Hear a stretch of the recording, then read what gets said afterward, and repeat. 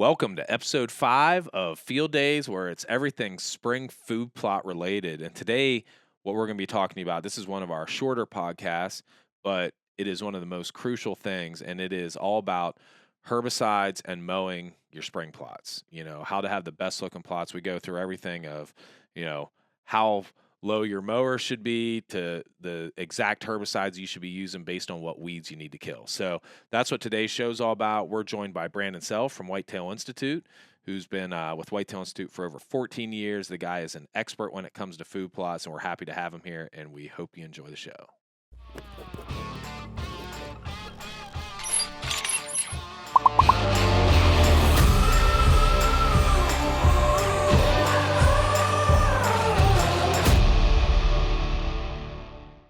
Hello and welcome to the 5th edition of Field Days, which is all about spring-related food plot topics. We're going to talk food plots here all afternoon, and I am joined by Brandon Self from Whitetail Institute, who has worked for Whitetail Institute for how long? 14 years. 14 years, and he's as much of an expert as anybody I know, and we're happy to have him here with us. And today what we're talking about in particular is spring food plot maintenance. Having those great food plots, maintaining them throughout the spring and the summer months. So come the fall, you're going to have a great looking food plot. And in particular, we're going to be talking about herbicides and mowing those food plots. So, as we get into it, Brandon, talk to us a little bit about why is this important? Why do we need to, I deal with this on my Facebook group all the time. You've seen my pictures of my clover plots. They're beautiful. They look like your yard. Yeah.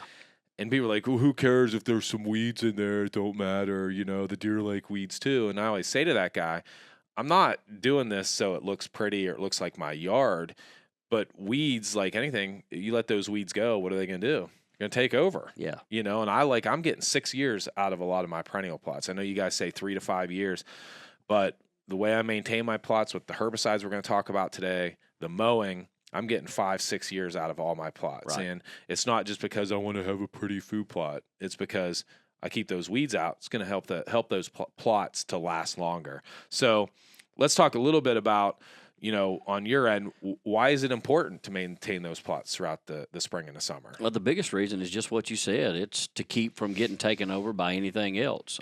The mowing works, it covers a couple of areas. It promotes new growth. Anytime you mow it, you're regenerating new growth. It also helps control weeds. It really affects the longevity of your crop. I mean, without mowing it, it's just going to fully mature, lay over, and then you'll have to replant it. Sure. So mowing it keeps it growing and keeps the weeds out of it. And it doesn't.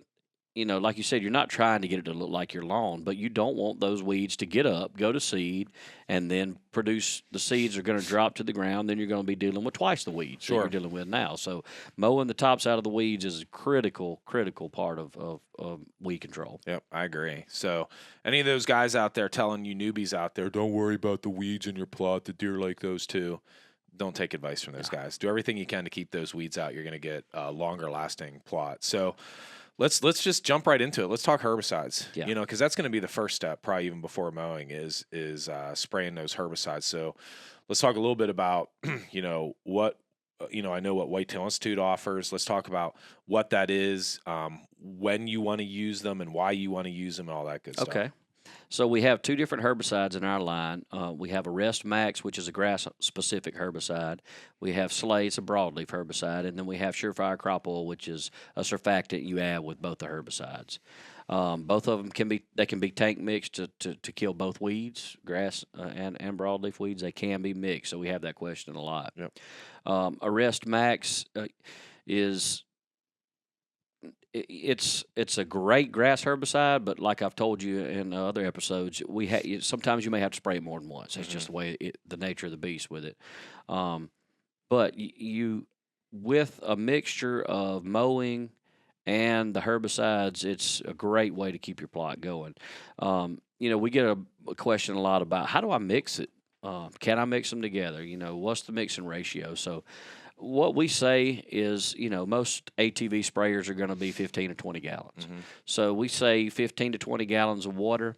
And if you're going to tank mix them to spray both weeds, you're going to mix a pint of Arrest Max, which will cover an acre. So 15 to 20 gallons of water, 1 pint of Arrest Max, 4 ounces of Slay, 8 ounces of Surefire Crop Oil, and then that's your tank mix for 1 acre. Yep. Personally, I use 16 gallons of water just because 4 divides into 16 pretty easily. Yep. And there's 16 ounces in a pint. So it's easier for me to use 16 gallons to keep the mix ratio right. But definitely you can mix them together. Arrest Max can actually be sprayed on brassica blends too, so that's a whole nother topic. But you can be used on some annuals. Slay is specifically designed for perennial crops. Do not spray Slay on your annuals. Do not. I've had a field staffer that did that one year. It didn't work out. Yeah, do not do that. You will not have an annual field anymore. It's no good. Yeah. So, and the timing of it, you want to spray as early as you can. mm-hmm. Younger weeds and grasses are more susceptible to the herbicide, so the 4 to 6 inch range is about as high as you really want to let them get. Sure. If they get higher, you may have to adjust the rates, but the label will tell you how to adjust it. But that rate I'm giving you is a 4 to 6 inch range. It's not a mature weed. It's an immature weed, and it kills it better when it's that way. Now, if something happens and it gets away from you and you have to mow it, then adjust your rates accordingly. But mow, say it's 24 inches tall with weeds and grass in it. Mow the whole field down to about 6 inches, 8 inches. Wait a week and then spray it. Yep. It's not going to work as well. It will help slow down the weeds and grass. It could kill some of the weeds and grass. It depends on what they are, but you can do it that way. But we prefer you catch it early. Sure. It's going to work a lot better for you. Yep. I know from my own personal experience, I know you talked about a lot of times it might take you more than one application of depending on how tough your grasses are and stuff, to control those grasses. I've been doing this for 13 years. I've never had to spray more than once, and I think it's because I catch them early enough, and then, spray them. Then with mowing, I've had really, really good success. So, but as far as, I want to talk a little bit about the herbicides, and one of the biggest things I deal with, and again, just a lot of, I don't know, boneheads out there that want to just, fight and argue all the time. But we get a lot of, don't buy Arrest, don't buy Slay. You can get it way more for a lot less. And that is true. But that being said, most guys we're dealing with are newbies who are planting maybe 1, 2, 3 acres of food plots. Yeah, at the most. At the most. So if you're going to go and you're going to buy in bulk, you're going to, go get whatever, is the same thing as Slay or Arrest, you're going to buy in bulk. You're literally going to be buying at least a gallon at minimum. Possibly some of them are 5 gallons, depending on what you can get, So now, like, you only got 1 or 2 acres of plots to spray. You got this herbicide you have to store for the winter. And first of all, it needs to be temperature controlled. If you're in a northern condition, you're not going to keep that in your garage where it's going to freeze. It's going to make it, that you can't use it the next year. So what are you going to do? Bring it in your house? I don't think you want herbicides in your house, and most guys don't. So secondly, the next big thing, and one of the biggest things that you're never going to get from one of those places you buy in bulk, is the customer service. I mean, Whitetail Institute has a full-time weed specialist, Dr. Carol Johnson. And this guy, this is all he does, is weeds. And you can call Whitetail Institute, and you're not going to you're going to talk to somebody at Whitetail Institute. You are not going to get that with any other bulk herbicide. You're just not. And that's what I tell guys, and we'll be the first to say, ours is more expensive, but here's the reason. We're not selling it in bulk. And I think most people understand the principle of buying in bulk, that you get things cheaper when you buy it in bulk.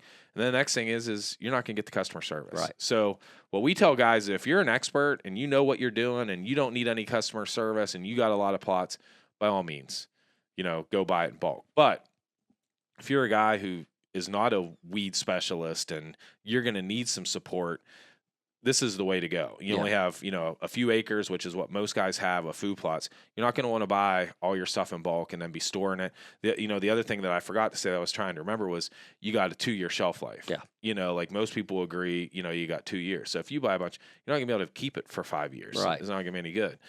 So you got 2 years with that. So, I just wanted to clarify that, because we get that a lot. Yeah, we do. And it's not Whitetail Institute trying to rip anybody off or anything like that, but we have certain services that, we're paying for, and we want you guys to call us and provide that customer service. So again, if you're a newbie out there and you're learning and you don't know everything that goes into spraying this stuff, we encourage you, you're going to want to look at the Arrest Max for grasses.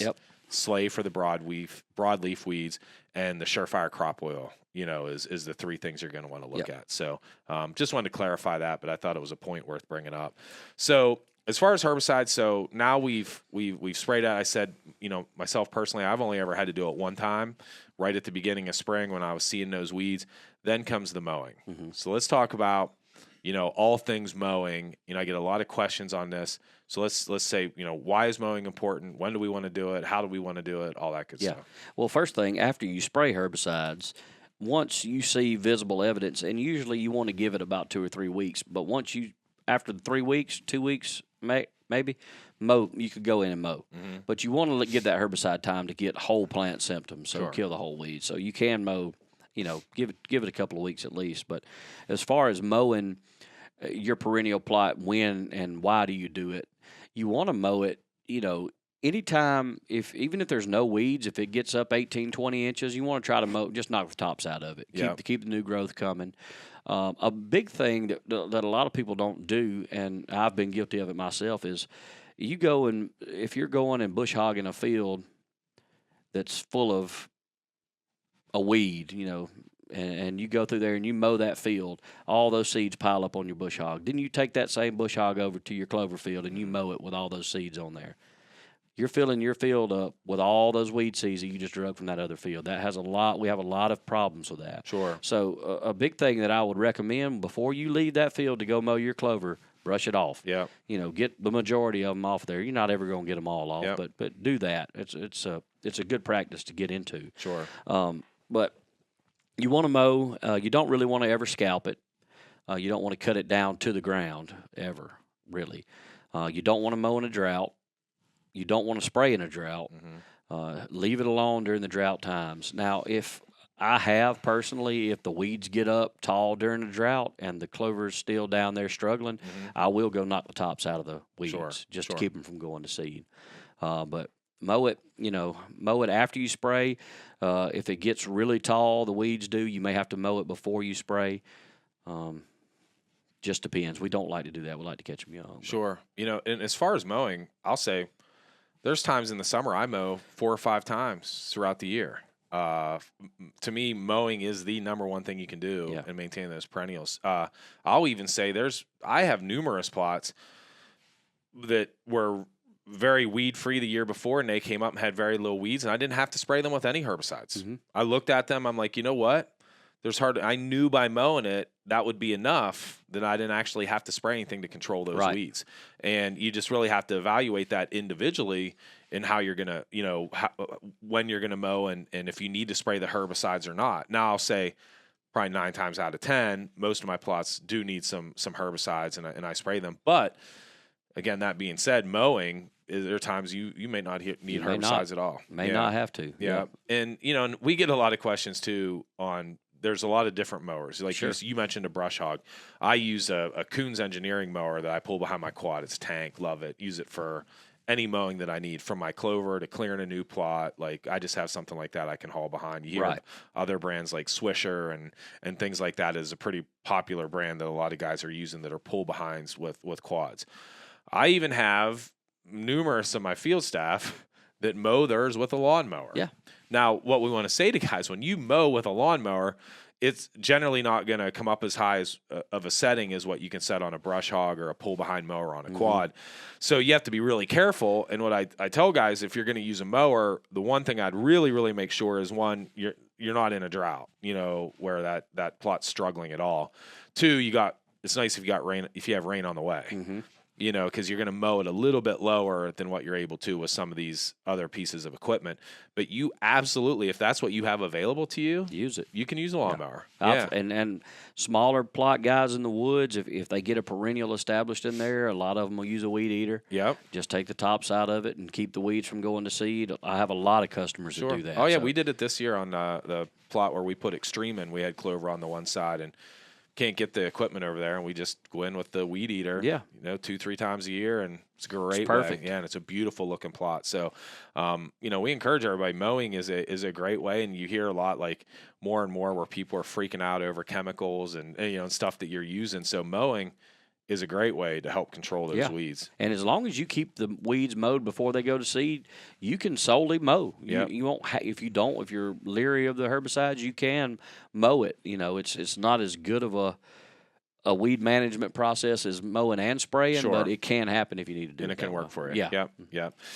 So, that's all I really had. This was one of our shorter shows, but we get so many questions from guys on herbicide-related questions, spring food plot maintenance, because you get a lot of guys who just plant a plot in the spring and that's it. Yep. And then they wonder, like, man, this just really didn't work out. Like, you plant a plot in the spring, you better plan on, there's a 90% chance you're going to be dealing with some weed issues. You got to baby it. It's different than if you plant it in the fall. Yep. If you plant something in the spring, you're going to be dealing with weeds. And if you want that plot to grow, like, again, don't listen to the guy out there that's saying, doesn't matter if you have weeds in your plot, you're like the weeds too. Because we get them all the time. Yeah. But we want those plots to last 5 years. Yeah. And if we want to do that, then you better plan on some maintenance That's with your exactly food plots. right. If you don't care and you only want it to last a year, Let it go. yeah, let it go. Who cares? Yeah. But I think most guys say, I get my bang for my buck. Exactly. I want this sucker to last. Yep. So those are some of the steps that you need to do. And herbicides and mowing and maintaining those spring plots are the best ways that you can do that. So, Yep. All right. I want to thank you for being here with us. I appreciate it. Thank you for having me. And we'll welcome everybody back and join us for the next podcast. Yep.